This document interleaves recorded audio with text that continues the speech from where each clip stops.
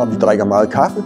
Jamen, vi har jo ansvar for kirkens økonomi og bygningerne og kirkegården, og vi vil også gerne være engageret i lokalsamfundet, men vi drikker kaffe samtidig. Vi tænker både i tradition og fornyelse. Vi vil gerne være en kirke i tiden.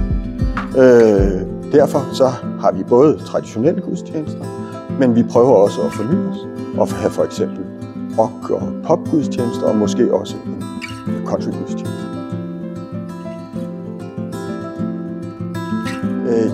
Det handler om tro og tilknytning. Jeg føler en stærk tilknytning til lokalområdet her, fordi min familie har boet her i generationer. Og så er jeg et troende menneske, og derfor føles det naturligt for mig at engagere mig i kirkens arbejde.